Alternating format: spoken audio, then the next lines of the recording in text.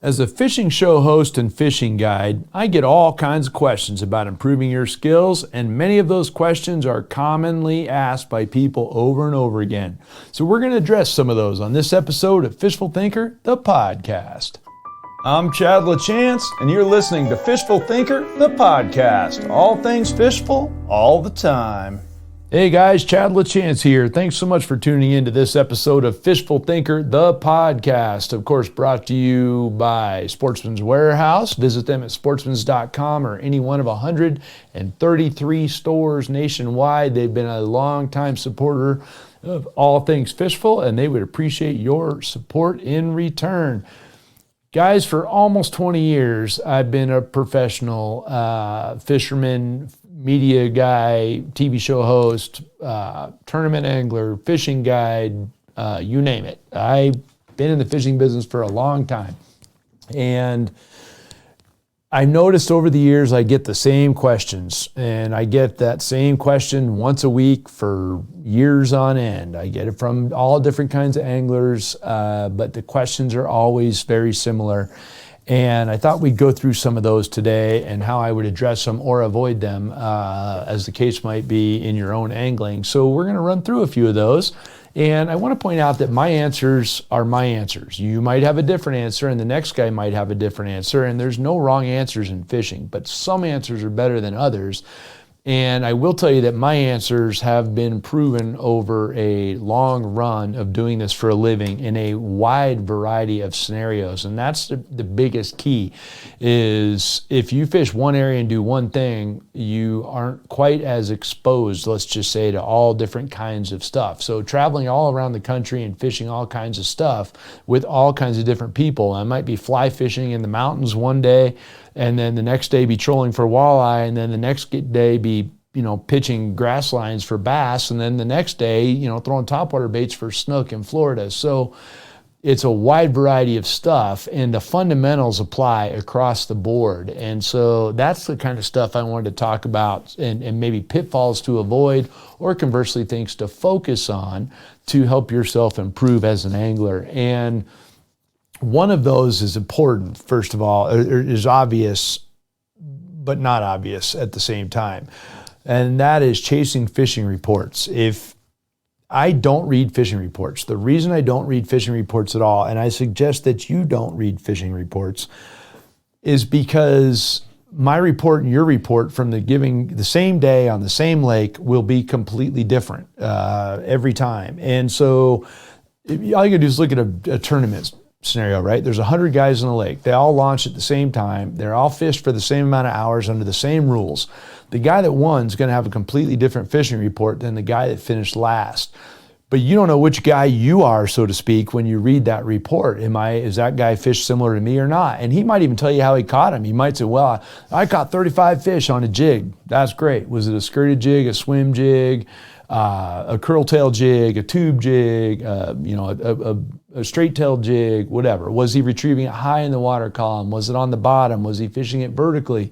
Was it going horizontally? I mean, all of those nuances matter. So if you read the report and says this guy caught 35 fish on a jig, and then you go to the lake and you throw a jig, first of all, you could be any one of the jigs, as I already said. He could be throwing any specific nuance of things for one or the other. And it could be, there's just too many variables at the end of the day for a fishing report to be a really useful tool. The one thing I do look at always is condition reports. So is the water rising? Is the water falling? Is the water muddy? What's the temperature of the water? Maybe was it recently stocked, or whatever the scenario is right there. So I'll look at the condition report, but I could not possibly care less how people are catching their fish, because I'm going to go fish how I fish, because that's the only way for me to be consistent. So trying to catch another guy's fish is very difficult. And you don't want to go to a lake with a negative mindset because you read a poor fishing report, or conversely, you don't want to go there full of confidence because the guy said he smashed him on a jig, but you don't know what the nuances of that jig were and you can't catch him on it. So very important that you don't get pigeonholed into chasing fishing reports. They're going to change day to day too. A guy, yesterday the fishing might have been great. Today it won't be. This morning the fishing was fantastic on my home lake. It's not right this minute. But you don't know that. And conversely, a guy might have struggled this morning and catch them this afternoon. So you really need to not chase fishing reports. Along the same line, don't get suckered into thinking you have to have one of each as far as lures. Now, as a professional angler, it's my job as a sponsored angler to tell you you need one of every lure. I'm not going to tell you that because you don't. What you really need to do is focus on a cross-section of multi-species genre lures and learn how to present them well. And you don't have to carry one of each. You don't have to have every color. You don't have to have every size. For instance, a multi-species lure for me, the most multi-species, at least in terms of hard baits go, for me is a jerkbait without question. I did carry one box, one Plano 3700 box in my boat. That's it. There's maybe 30 of them in it. I don't carry a tremendous number of them, even though it's my most important hard lure. Same thing with jigs. I carry one small box of jig heads. The biggest reason it's got so many in it as it does is you snag and lose them. Otherwise, I could get away with about half the box I have. I don't carry a tremendous number of jigs, even though I'm of the opinion that the most universal lure of all is a jig, because I can fish at any depth, any speed, horizontal, vertical, or anywhere in between. I can change the body, the shape, the color, the smell, anything. It's most universal of all. I still don't carry a lot of them because it comes down to how I work it. So to sum up that concept, pick some lures that are very much multi-species and learn to present them well rather than feeling like you have to carry one of everything out there, because you don't have to carry everything out there. And I'm living proof of that. I might get in the truck and go to the Ozark Mountains and fish here this summer. We're going to do this for a week. I'm still not going to carry a ton of tackle, even though we might be fishing for stripers, crappies, bass, walleyes, the same day. We might even go to the White River and fish in the river on that trip. But again, I'm not going to carry a stupid number of lures. I'm going to carry instead my very much multi-species lures and focus on presenting them well. Another common mistake I see is people not balancing their tackle to their lure. And this is a really common one. And maybe it's because I'm in Colorado, but I have a lot of people that show up when as a guide, I strongly prefer people fish with my tackle because it's rare if they bring their own tackle that it's appropriate for what we're doing. Most commonly, it's too light, meaning the rod is too soft or not crisp enough to be good at what we're doing. And so matching your tackle to your lures is very important. And if you're narrowing your lures down, it's easier to keep your rods appropriate for what you're doing as well. And the rod reel and line, or the rod lure and line go together very, very importantly. And if your number of lure genres or your number of lures overall is less, the number of rods you need to present them well is less too. And so you can spend less money on rods in terms of total numbers of them and make sure you get a rod that's appropriate. So my most expensive rod is my jig rod because it's my most versatile tool. So my jig rod is, if that's my most versatile bait, it makes sense it's going to be in my hand a lot, which means my jig rod's going to be in my hand a lot, which means I need to have a good jig rod, also a jig reward sensitivity. So I need to have a good jig rod, but I don't carry a bajillion lures, so I don't need a bajillion rods. So make sure your rod, reel, and line are sized to your lure. That's important as well. Another one that I feel like is probably the most important, in fact, I probably should have started with this one, is focus on your casting. When I'm interviewing clients before I take them in the boat, I always want to talk to people before I take them because I want to have some understanding of what their level of skill and experience is before I can decide how we're going to fish on any given day. And usually the first thing I do is pull somebody out into open water in the boat when we get in the boat, and I make them make a few casts. And the reason is this: I always ask if they're a good caster or not, because I actually don't want to tell you why just yet, but I always ask if people are good casters, and invariably people say, I've been fishing my whole life. Well, that doesn't mean you're a good caster. That just means you've been doing it a long time. If you haven't been focused on being accurate and with control, you're not going to be a great caster. And I can tell you right now that great casting, accuracy, and line control will catch you more fish than all the rest of the lures out there. And you can't be accurate and in control if your rod doesn't match your lure. I'll throw that little detail out there.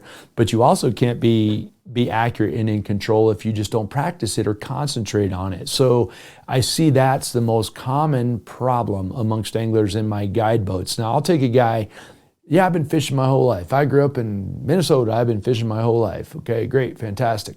I put him in the boat. I hand him a topwater bait and tell him to throw it up near the bank somewhere. And the thing lands 20 feet from the bank. Well, that's not going to catch him very many fish, given the banks around here are very, very steep and fish sit right on them. The next guy throws it 20 feet in the tree. Well, we catch a ton of fish every year, but almost all of them are in the lake. We almost never catch them in the trees. So, you know, you got to be able to present the lure accurately and with control. And what I find is the overwhelming majority of people cannot do that, and they overstate their skill set.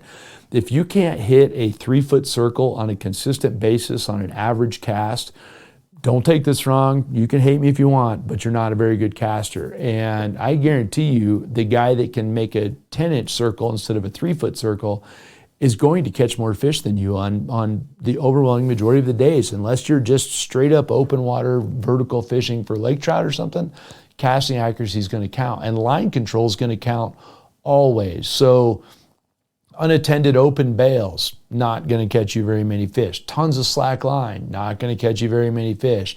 Line that's too tight, also not going to catch you very many fish. So learning where that control level is, very, very important. In my opinion, the most important of all. Don't make the mistake of just lobbing casts out there thinking, hey, I'm in the ballpark, I've got a bait in the water. If you want to prove as an angler, improve your casting skills and your line control. Incidentally, and yes, this is a gratuitous plug, we've got some excellent videos on our YouTube channel that will help you with that, where I break down just the fundamentals of casting accuracy and control. Go check them out. It'll help you out if you truly want to learn how to be a better caster for casting, particularly for casting artificial baits. Now, another very common scenario or question that I get is always about how do I adjust to conditions? Oh, well, the wind's blowing. What do you do when the wind's blowing? That goes back to casting accuracy or line control too, just for the record, the wind does. But fishing to your conditions and how to adapt to them requires two things. One, you being open-minded, because adapting to conditions or fishing various conditions means you have to be open to the fact that something might change in a hurry. You might very quickly have a change in your conditions that you need to adapt to. I can't really teach you that, but I can teach you the importance of it, or I can convey the importance of it so that you will focus on it. So for me, a change might be this. I'm trying to adapt in a hurry, right? I'm catching fish. Now the wind comes up and I'm not catching fish. How do I adjust to that? Or conversely, the wind's blowing like crazy and then it settles down in the evening and now you're not catching fish. Same thing.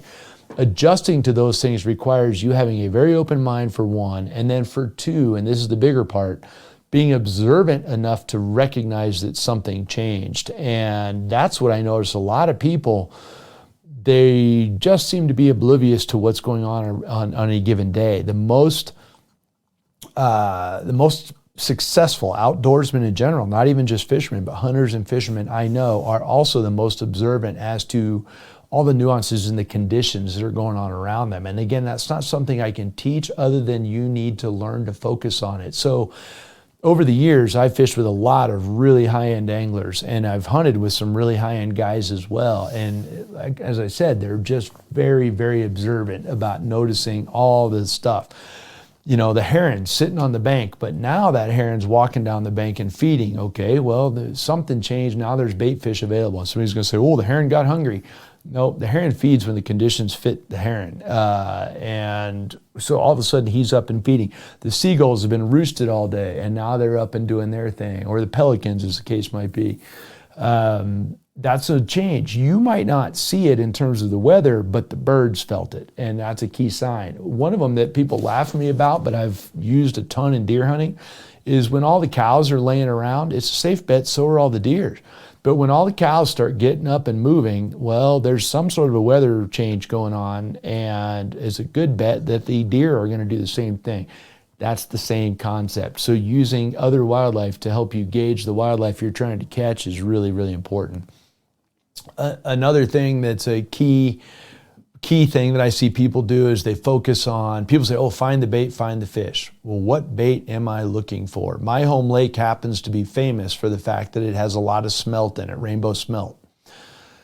But that's a small percentage of the food source. So if you get pigeonholed into chasing that one, because that's the one everybody talks about, you might be fishing for fish that are a lot harder to catch than the fish that are eating, say, crayfish, which you know then are feeding on the bottom. Smelt could be feeding 40 feet down. They could be on the surface. They could be anywhere in between. They could be in open water. They could be on the bank. If you're focusing on that fish, they're hard to catch, the fish that are feeding on them. But those same species of smallmouth bass that are feeding on smelt might be feeding on shad somewhere else in the lake, or crayfish somewhere else in the lake. So focusing on that food source. So the whole find the bait, find the fish thing can be sketchy. And a classic example of this is fish that are busting on bait that you can see, typically year-old shad on the surface. That's a classic one. You'll get white bass that are blowing through them and walleyes feeding with them. And you see all that, and everyone chases those. But they catch average fish. The big fish are feeding on the 2-year-old or 3-year-old shad that are big and aren't on the surface. Being observant to what kind of bait possibilities you have and being open-minded about it are going to be important in terms of bait fish, and not getting pigeonholed into any one. There's been very common scenarios. We were in Kansas in a lake that was choked full of shad. I filleted a couple walleye, and those walleye had crayfish in their bellies, not shad. And again, that's going to dictate where you fish. So keep that in mind. That's a key one there, is focusing on which bait or whatever. Another really good one, and this is a funny one for me, is learning to fish around boat ramps and busy areas in general on purpose. A lot of guys put the boat in the water and then they run as far as they can get from the boat ramp. Well, I'd be willing to bet you there's a whole bunch of fish right around the boat ramp. In almost all scenarios, there's fish right around the boat ramp. That doesn't mean that's the best place to fish, but it's the first place for you to figure out how you need to fish for the day, or maybe where you're looking. So if the fish that are around the boat ramp, because there's always a percentage of them, if those fish are shallow, well, maybe I'm going to go shallow. If they're out off the end of the ramp, maybe I'm going to be a little bit more concentrated on deeper water. Are they suspended, or are they sitting right on the ramp? So catching a few of them around the ramp will give you a gauge of the mood of the fish, how they're wanting to set up in the water column, and maybe even what they'll bite. So a lot of times for me, if I don't know anything about a lake, first thing I'm going to do is put the boat in the water and just fish right there and see if I can gauge a few things first before I go running around looking at what the rest of the lake looks like. That can be a big one. Another very common mistake or scenario I see guys doing is they're married to a spot. They're going to, working big sections of lake instead of recognizing that the fish you just caught was on a small spot per se, and how do I duplicate that? So being hard-headed, I've been catching fish here and now I'm not, and I'm staying here, or I caught them here last week and now I'm going to catch them here this week. If the fish are there, either your fish or your graph will tell you in a hurry. If you don't have feedback from a graph, say you're fishing from the bank, well, if you fish for half an hour, the scenario is not played out, you need to move. For me, it's more like 10 minutes. Like if I can't catch a fish in 10 or 12 minutes of trying on a spot, I'm going to a different spot. And I'm probably going to change styles of spots even. So let's say I'm fishing a point and I'm not catching any fish on it. Instead of just going to the next point, I might go to a gravel bar, or I might go to a flat, or I might go to something different than that point all the way around. And I might fish 3 or 4 different kinds of spots before I figure out which one is the best for me, and then I will duplicate those spots going forward. So not being married to a spot and being afraid to leave it, or conversely, ricocheting all over the place and going to all kinds of spots without giving anyone enough time to produce, is just as bad. So focusing on when do I stay and when do I go is a big deal. That's a hard one, and I've kind of summarized it in a few sentences here. But realistically, it's kind of like the conditions thing. It's more about focusing on having a conscious decision of when I'm going to move, or am I going to stay? And did something change, or did I put my fish off? Did the weather change? What's the situation? Do I need to move, or can I stay here and catch more fish? So When to stay and when to go. That's a tough one, but it's something that I really feel like you need to concentrate on. And it's going to take you a long time to be good at, just like it takes a long time to be really good at casting accuracy and line control. But you need to really concentrate on that should I stay or should I go concept with changing spots or not changing spots, as the case might be. So keep that in mind. Another one that I think is really key is basically the commonalities or common knowledge, let's just say. So for instance, let's say you're a bass fisherman.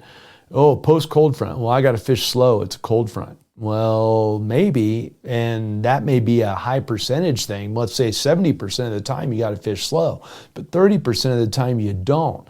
So I always will try to start with the fastest presentations I can and see if the fish will bite. If they won't, then I'll slow down. So it doesn't matter to me if the temperature just dropped 40 degrees and it's springtime and we had a cold front and the fish, I'm still going to try to work something quick first and see if I can get fish to react. Because one of the things that'll happen when fish are negative is they'll just pounce on stuff on a pure instinct bite. And well, if that'll work, then I can get away with that. I can catch more fish. I'm going to make the fish force me to slow down. Conversely, you may be like, wow, there's storm front blowing in and da-da-da-da-da, it's perfect conditions, holy crap, it's warm out, we can fish really aggressively. Well, maybe, again, 70% of the time you can, but 30% of the time you can't. So don't let the book dictate to you how you're going to fish. I lost a tournament to a guy one time in Kansas in April, early April. Water temperatures were in the high 40s to low 50s. He absolutely nuked them all afternoon on a buzzbait. Now, if you're a bass fisherman, you're not probably throwing a buzzbait in the high 40s or low 50s. The book certainly is going to tell you not to. But this guy threw the book out the window and threw it and got a bite. And his whole thing was, well, sometimes they just want something really fast on the surface and blah, blah, blah, blah, blah. He was correct. He made me look silly in the boat because I'm looking at the conditions going, it's cold water. I'm going to throw a little tiny bait, throw it real slow because that's what the book says. And I was wrong. And not only that, but I was slow to adapt to what he was doing on top of it, which made me hard-headed. So I just convinced every time he caught another fish, well, there's no way he's going to catch another one. There's no way he's going to catch another one. And guess what? He kept catching them all afternoon. Meanwhile, I kept struggling. So being open-minded about what the book says and not taking it as the gospel, but taking it as a guideline. There's no wrong answers in fishing, but some answers are better than others. And if you ask 100 pro bass fishermen, tournament bass guys, is a buzzbait the right bait in 49-degree water, they're going to say no. Almost all of them are going to say no. But they would have lost this fishing tournament, I can tell you that, because this guy drilled them with it. So you got to keep that in mind too. Another one that's a common one is, and this one's almost like a pet peeve of mine, and I don't know why, but this is the last one I'm going to give you here, and that is pigeonholing baits for specific species of fish, right? So this is a bass lure, and this is a trout lure, and this is a walleye lure. No, they're not. They're multi-species lures, and the guy that has to swap all of his tackle out because he's going bass fishing versus walleye fishing, for me, is a guy that's trying too hard. The reality is it goes back to where I started with the focus on some key presentations that are known to be multi-species and be good at them rather than pigeonholing baits for one thing or another. And the most classic one for me is trout. The guy's like, well, that's too big or that's too shiny or that whatever for trout. No, they're not. Your bass box will get, let's say you're a Midwest bass guy and you're coming to Colorado to visit and you want to catch some trout. Well, you got every lure you need. You already got them. You don't need to buy anything else.